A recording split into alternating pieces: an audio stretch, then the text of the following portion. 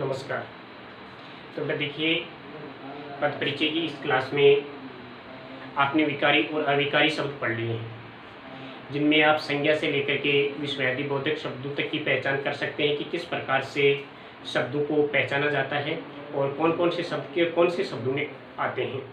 अब अपन वे शब्द लेंगे जो अमूमन सभी शब्दों के साथ में प्रयुक्त होते हैं, जैसे लिंग है, वचन है, काल है और कारक है। इनका भी इतना ही महत्व है जितना कि आपने अन्य जो शब्द पढ़े हैं। तो सबसे पहले लेते हैं अपन लिंग। सामान्य जानकारी लेंगे अपन, जो मुख्यतः पद परिचय में लिखे जाते हैं। देखिए बेटा, लिंग शब्द, लिंग क्या होता है? लिंग का शाब्दिक अर्थ होता है पहचान। लिंग का शाब्दिक अर्थ क्या होता है? पहचान। अर्थात वे शब्द होते हैं, वे शब्द जिन शब्दों के द्वारा किसी मनुष्य के, किसी प्राणी के स्त्री या पुरुष होने का बोध होता है।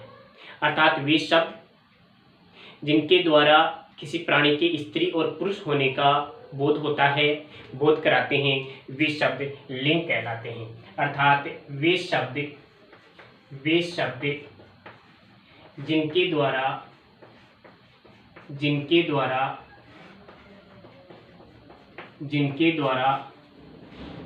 स्त्री या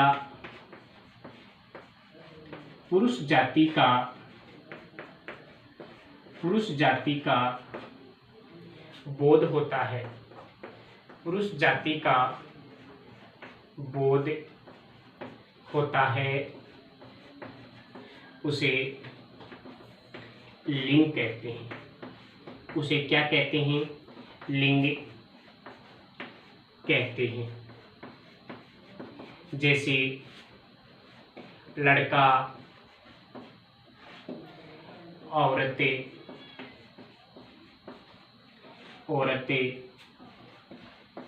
पुरुष, गाय, भैंस, ये जो शब्द हैं इनसे लिंग का निर्धारण हो रहा है। जैसे यहाँ लड़का है तो इससे पुल्लिंग का भेद हो रहा है, औरत है तो इससे स्त्री का बोध हो रहा है, पुरुष है तो इससे पुल्लिंग का बोध हो रहा है, और गाय है तो स्त्री का बोध हो रहा है, भैंस है तो इससे पुरुष का बोध, पुल्लिंग का बोध हो रहा है। तो वे शब्द जिनके द्वारा स्त्री व पुरुष जाति के होने का बोध होता है, वे पुल्लिंग कहलाते हैं। अब देखिए क्या होता है इसमें कि हिंदी भाषा में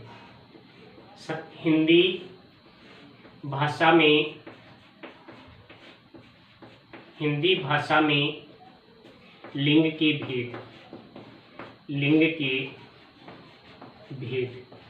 देखिए बेटा, हिंदी भाषा में लिंग के दो भेद होते हैं। कितने भेद होते हैं? दो भेद होते हैं। कितने भेद होते हैं? दो भेद होते हैं। हिंदी भाषा में या हिंदी में लिंग कितने होते हैं? दो होते हैं। पहला है पुल्लिंग।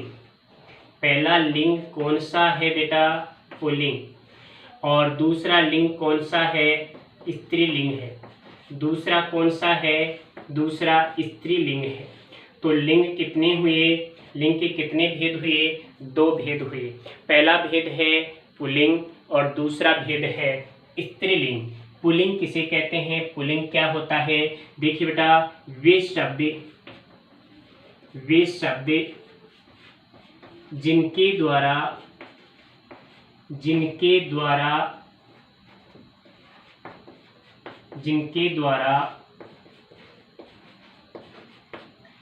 पुरुष जाति का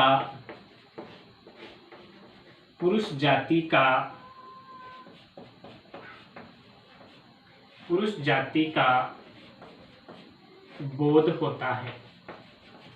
वे शब्द जिनके द्वारा पुरुष जाति का बोध होता है, अर्थात पुरुष जाति की होने का बोध होता है, वे क्या कहलाते हैं? वे पुल्लिंग कहलाते हैं। ये पुल्लिंग कौन कौन से शब्द होते हैं, अर्थात किन्हें कहेंगे पुल्लिंग से? ये पुल्लिंग जैसे यहाँ है, मेरा है, काला है, मेरा है, काला है, जाता है, भाई है, अध्यापक है, अध्यापक है, शिक्षक है, शिक्षक है, लड़का है। ये सारे शब्द कौन से होते हैं बेटा? ये सारे शब्द पुल्लिंग होते हैं, अर्थात वे शब्द जिनके द्वारा पुरुष जाति के होने का बोध होता है वे पुल्लिंग कहलाते हैं। वे क्या कहलाते हैं? वे पुल्लिंग कहलाते हैं, पुरुष होने का बोध। अब दूसरा है बेटा स्त्रीलिंग। दूसरा कौन सा होता है? स्त्रीलिंग होता है। स्त्रीलिंग किसे कहते हैं? वे शब्द जिनके द्वारा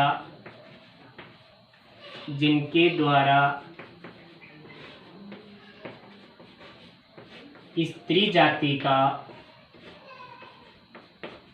जाति का बोध होता है। वे शब्द जिनके द्वारा स्त्री जाति का बोध होता है स्त्रीलिंग कहलाते हैं। स्त्रीलिंग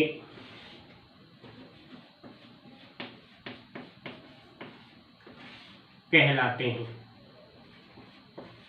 स्त्रीलिंग कहलाते हैं। वे शब्द जिनके द्वारा स्त्री जाति का बोध होता है वे शब्द क्या कहलाते हैं? वे स्त्रीलिंग कहलाते हैं। आपने यहाँ पर बेटा देखिए जो शब्द लिखे हैं उनका जेंडर चेंज कर दीजिए, उनका लिंग चेंज कर दीजिए, आ जाएंगे ये सारे स्त्रीलिंग में चले जाएंगे। जैसे यहाँ शब्द है बेटा, मेरा है तो मेरी हो जाएगा, काला है तो काली हो जाएगा, जाता है तो जाति हो जाएगा, भाई है तो बहन हो जाएगा, अध्यापक है तो अध्यापिका हो जाएगा, अध्यापक है तो अध्यापिका हो जाएगा, शिक्षक है तो शिक्षिका हो जाएगा, शिक्षक है तो शिक्षिका हो जाएगा, लड़का है तो लड़की हो जाएगा। ये सारे शब्द किस में आ गए? स्त्रीलिंग में, यानी इनका लिंग चेंज करने से स्त्रीलिंग में आ गए हैं। तो ये तो थी सामान्य सी जानकारी। अब बेटा देखिए कई बातें ऐसी होती हैं जिनमें पता नहीं चलता है कि पुरुष है पुल्लिंग है कि स्त्रीलिंग है। तो लिंग निर्धारण के नियम, लिंग निर्धारण के नियम, लिंग पहचान के या लिंग निर्धारण के नियम। देखो बेटा कौन से ऐसे शब्द हैं, कौन से ऐसे जानकारियां हैं जिनके द्वारा लिंग की पहचान होती है कि ये पुल्लिंग है या स्त्रीलिंग है। तो देखिए बेटा यहाँ पहला है कि दिनों व महीनों के नाम, दिनों व महीनों के नाम, दिनों व महीनों के नाम किस में आते हैं? पुल्लिंग में होते हैं। दिनों व महीनों के नाम किस में होते हैं? पुल्लिंग में होते हैं, पुल्लिंग में होते हैं। किस में होते हैं? पुल्लिंग में होते हैं। जैसे यहाँ रविवार है, रविवार है, बुधवार है, बुधवार है, यहाँ पर जैसे चैत्र है, यहाँ पर जैसे जून है, यहाँ पर जैसे अगस्त है। तो ये सारे किस में आएंगे? किस में आएंगे? पुल्लिंग में आते हैं। यानी कि महीनों के और दिनों के नाम किस में गिने जाते हैं बेटा? ये सारे के सारे पुल्लिंग में आते हैं। अब है पर्वतों के नाम, यानी पहाड़ों व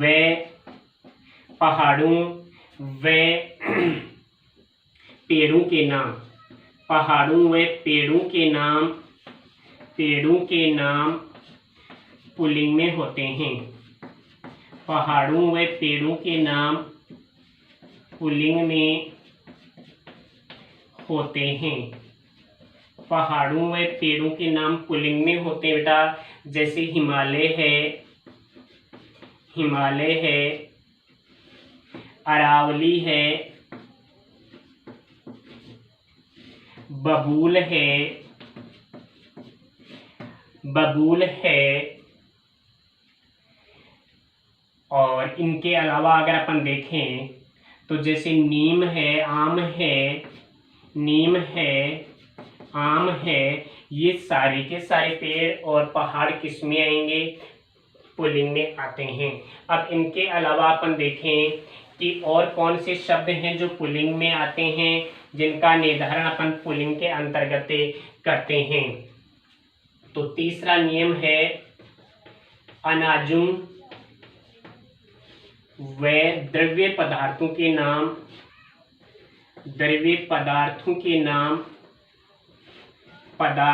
नाम पुल्लिंग में होते हैं। द्रव्य पदार्थों के नाम पुल्लिंग में होते हैं। अब कौन कौन से हैं? जैसे गेहूं है, चावल है, बाजरा है, तेल है, घी है। देखो तेल बिखर गया, तेल बिखर गई या तेल बिखर गया, घी बिखर गया, पानी बिखर गया। तो ये सारी चीजें किस में आएंगी बेटा? चावल पक गया, गेहूं पक गया, बाजरा पक गई। तो इनका इस प्रकार से अपन पता लगा लेते हैं कि ये पुल्लिंग में है कि स्त्रीलिंग में है। अब देखिए अपन देखेंगे ग्रहों व रत्नों के नाम पुल्लिंग में होते हैं। ग्रहों व रत्नों के नाम पुल्लिंग में होते हैं। अब ग्रह जैसे बृहस्पति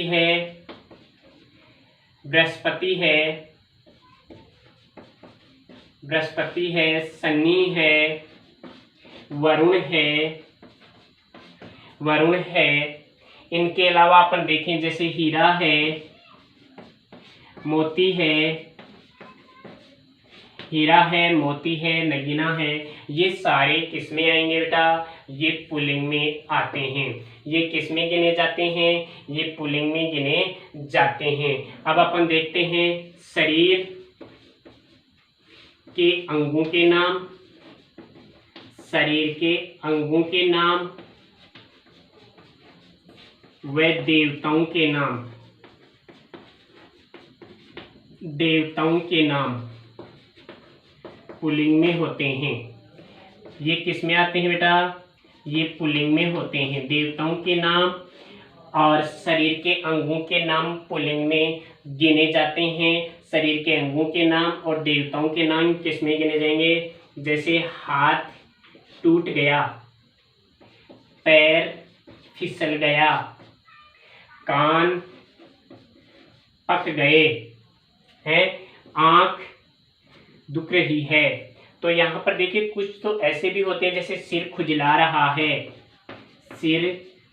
रहा है। इनके अलावा अपन देखें जैसे भगवान इंद्र हैं, भगवान शिव हैं, भगवान वरुण हैं। ये सारे के सारे किस में गिने जाते हैं बेटा? ये सारे के सारे पुल्लिंग में गिने जाते हैं। तो ये मुख्य मुख्य बातें हैं। इनके अलावा अपन देखें भाषाओं के नाम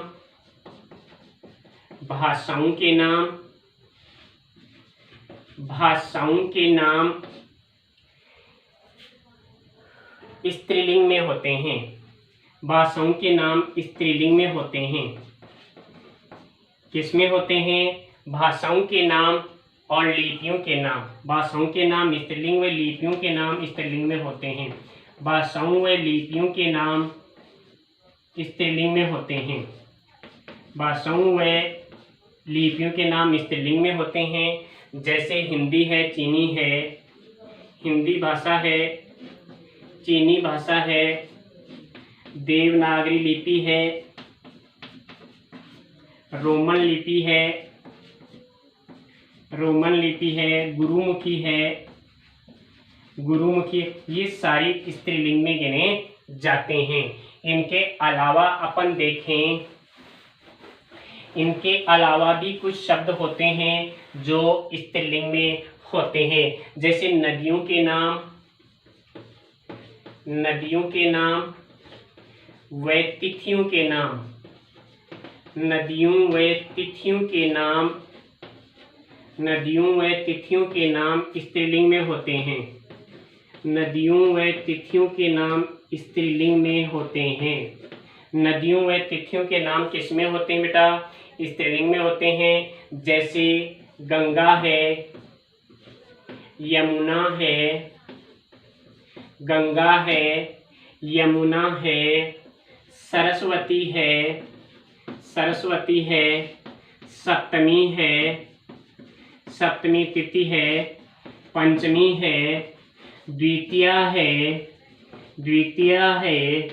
ये सारी चीज़ें स्त्रीलिंग में आते हैं, ये सारे शब्द स्त्रीलिंग में आते हैं। इनके अलावा देखिए यहाँ पर कुछ ऐसे शब्द भी होते हैं जो पुल्लिंग में होते हैं, जैसे धातुओं के नाम। और धातुओं के अलावा अपन देखें कि जो समय सूचक शब्द होते हैं वे पुल्लिंग में होते हैं। धातुओं के नाम, धातुओं व समय सूचक शब्द, समय सूचक शब्द, समय सूचक शब्द पुल्लिंग में होते हैं।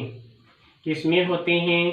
पुल्लिंग में होते हैं। धातुओं व शब्द, ये नाम किसमें होते हैं बेटा? पुल्लिंग में होते हैं। जैसे सोना है, सोना है, लोहा है, तांबा है, सोना, लोहा, तांबा, घंटा है, मिनट है, 1 मिनट हो गया, 1 मिनट या 1 मिनट हो गया। तो ये चीज़ें किस में आती हैं बेटा? ये सारी चीज़ें किस में आएंगी? पुल्लिंग में आते हैं। इसलिए ये इनकी पहचान के नियम हैं। तो ये हो गया लिंग निर्धारण के नियम और लिंगों की पहचान और लिंग किसे कहते हैं। अब अपन चलते हैं वचन पे। वचन किसे कहते हैं?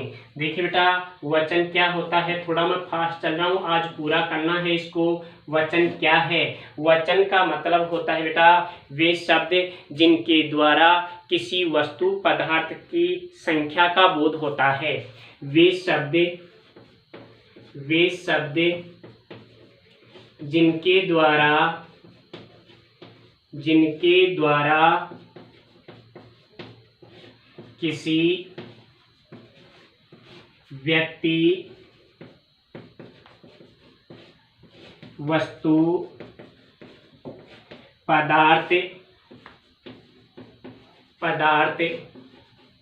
की संख्या का बोध होता है, संख्या का बोध होता है, संख्या का बोध होता है, वचन कहते हैं। वचन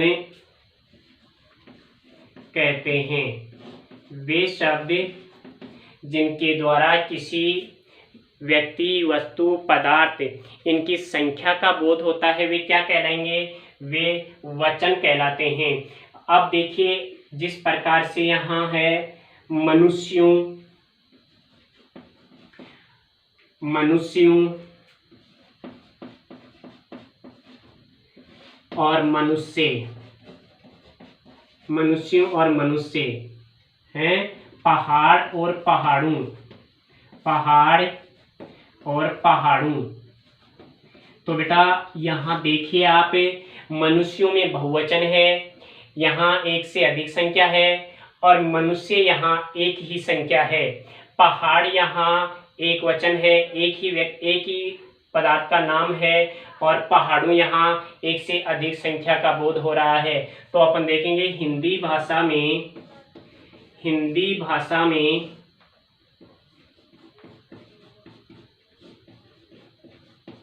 वचन के प्रकार, हिंदी भाषा में वचन के प्रकार। तो बेटा देखिए हिंदी भाषा में वचन कितने प्रकार के होते हैं? 2 प्रकार के होते हैं। कितने प्रकार के होते हैं बेटा? दो प्रकार के होते हैं। हिंदी भाषा में वचन कितने प्रकार के होते हैं? दो प्रकार के होते हैं। नंबर एक है एक वचन और नंबर दो है बहुवचन। नंबर एक है एक वचन और दूसरा कौन सा है बेटा? बहुवचन। एक वचन किसे कहते हैं? देखिए नाम से स्पष्ट हो रहा है कि वे शब्द जिनके द्वारा किसी वस्तु, व्यक्ति, पदार्थ के एक ही होने का बोध होता है। वे शब्द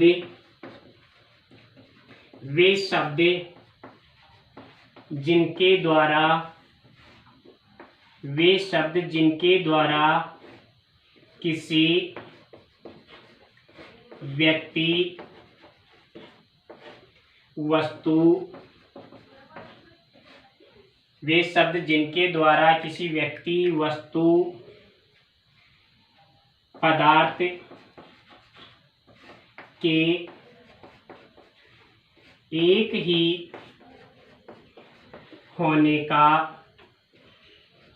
ही होने का बोध होता है। वे शब्द जिनके द्वारा किसी व्यक्ति, वस्तु, पदार्थ के एक ही होने का बोध होता है, वे क्या कहलाते हैं बेटा? एक वचन कहलाते हैं। क्या कहलाते हैं? एक वचन कहलाते हैं। जैसे लड़का है, पेन है, बस है, कार है, पहाड़ है, चारपाई है, पंखा है, टेबल है, ये सारे किसमें आ रहे हैं? ये किसमें गिने जाते हैं? एक वचन में गिने जाते हैं। अब दूसरा कौन सा है? दूसरा वचन कौन सा है? दूसरा वचन है बेटा बहुवचन। दूसरा कौन सा है? बहुवचन। देखिए अब इसका विपरीत कर लीजिए बेटा। वे शब्द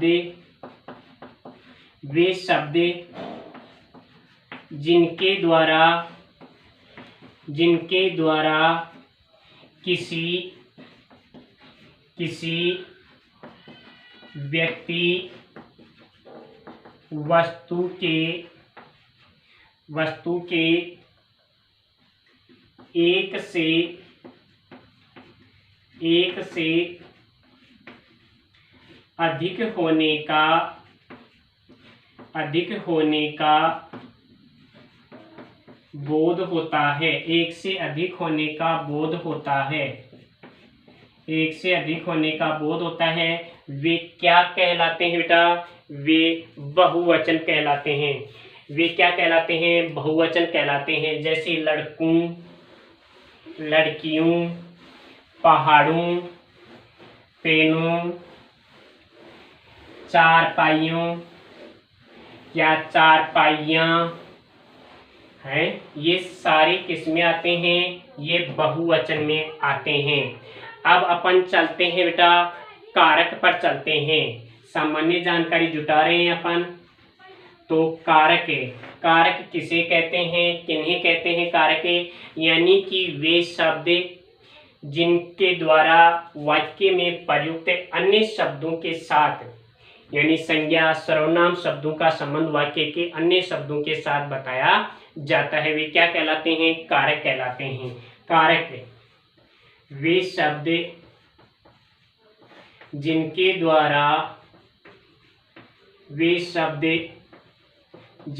द्वारा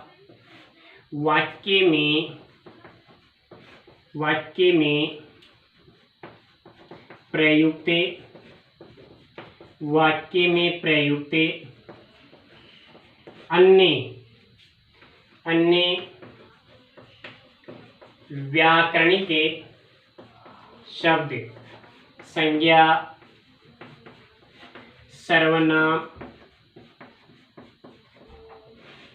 सर्वनाम यानी वे शब्द जिनके द्वारा वाक्य में प्रयुक्त अन्य व्याकरणिक शब्दों के साथ, वाक्य में प्रयुक्त वे शब्द जिनका वाक्य के अन्य शब्दों के साथ संबंध बताया जाता है। यानी वाक्य में प्रयुक्त वे शब्द जिनका संबंध वाक्य के अन्य शब्दों के साथ बताया जाता है वे शब्द कारक कहलाते हैं। अब देखिए बेटा इनकी पहचान क्या होती है और इनका प्रयोग कहाँ होता है। तो इनकी विभक्ति होती है। अब ये देखिए विभक्ति क्या होती है, विभक्ति क्या होती है, यानी कारक को प्रकट करने वाले चिन्ह की विभक्ति कहलाते हैं। कारक को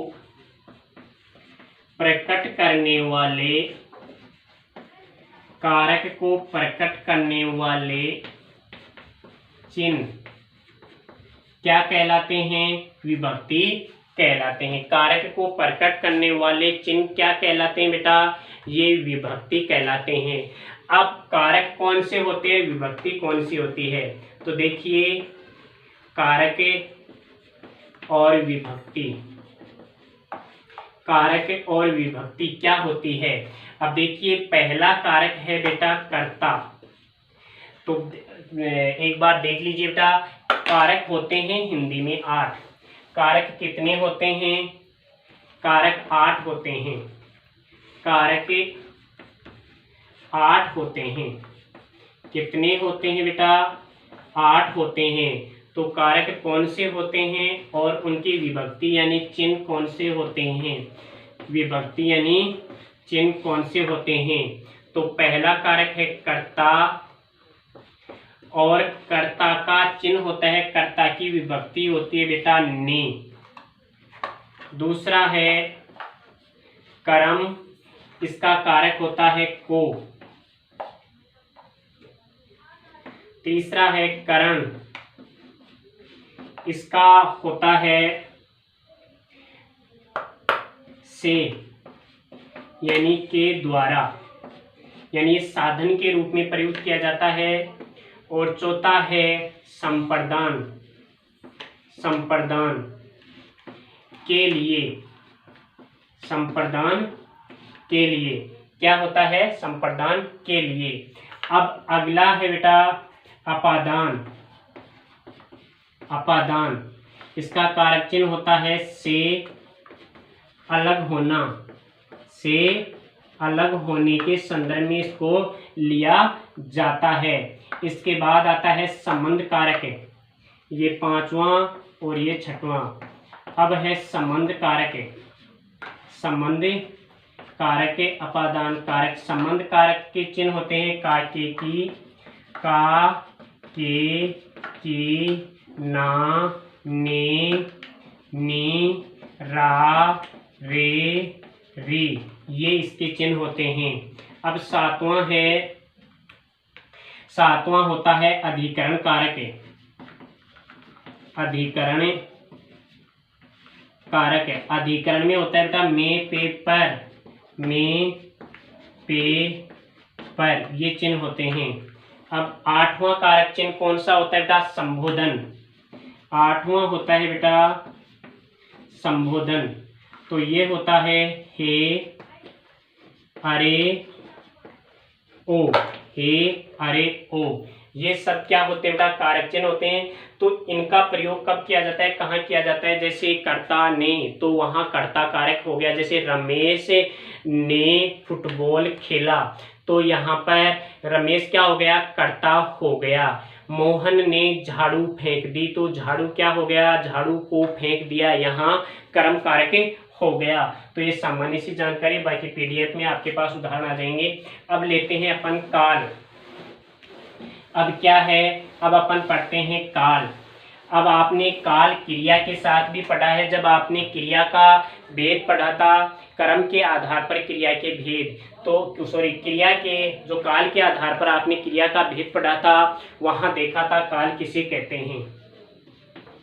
काल, काल का शाब्दिक अर्थ होता है बेटा समय, यानी कि वे शब्द जिनके द्वारा क्रिया के घटित होने के समय का बोध होता है, वे शब्द जिनके द्वारा क्रिया के संपन्न होने का बोध होता है, वे शब्द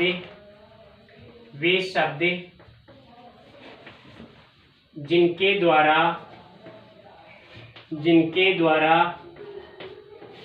क्रिया के संपन्न होने के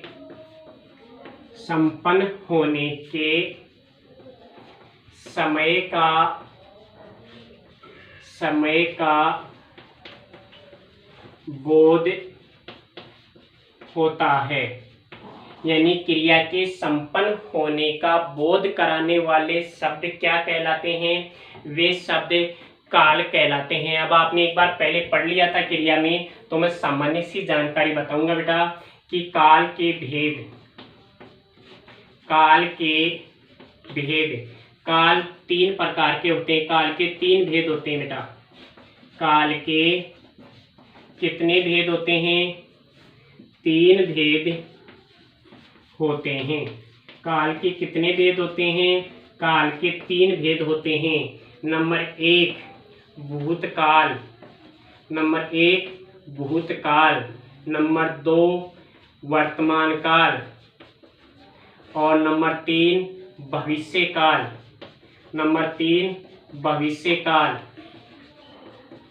तो भूतकाल किसे कहते हैं, वर्तमान काल किसे कहते हैं, भविष्य काल किसे कहते हैं? देखिए भूत का मतलब होता है बीता हुआ। भूत का मतलब क्या होता है? बीता हुआ। यानी वे शब्द जो बीते समय का बोध कराते हैं। यानी वे शब्द जिनके द्वारा क्रिया बीते हुए समय में होना पाई जाती है, यानी बीते हुए व्यतीत समय में होना पाया जाता है, उसे क्या कहते हैं? भूतकाल कहते हैं। जैसे रमेश जयपुर गया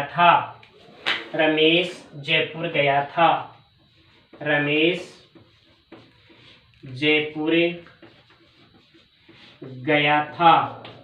तो बेटा देखिए था, थे, थी, ये शब्द भूतकाल में ही आते हैं। अब दूसरा है वर्तमान काल, यानी क्रिया का जारी समय में होना पाया जाना। क्रिया का जारी समय में संपन्न होना। क्रिया का जारी समय में संपन्न होना, वह समय क्या कहलाता है? वर्तमान काल कहलाता है। जैसे रमेश खेल रहा है, पढ़ रहा है, रही है, रहे हैं, खेल रहा है। अब तीसरा आता है बेटा भविष्य काल, क्रिया का आने वाले समय में संपन्न होना। क्रिया का आने वाले समय में संपन्न होना क्या कहलाता है? भविष्य काल कहलाता है। जैसे मैं भी जयपुर जाऊंगा, मैं भी फुटबॉल खेलूंगा। तो ये गा, गे, गी, ये शब्द होते हैं बेटा। अब देखिए अपने जो पद परिचय के मुख्य जो शब्द थे, जानकारी थी, उसको आपने पढ़ा है। क्लास काफ़ी लंबी हो गई है। अब अपन जो इनके उदाहरण हैं मैं आपके पास PDF में भेज दूंगा। अगली क्लास में अपन इससे जुड़े हुए तथ्यों को PDF के माध्यम से भेजेंगे। दूसरी क्लास अपन देखेंगे और उसमें देखते हैं कौन सा क्या टॉपिक लेते हैं। धन्यवाद।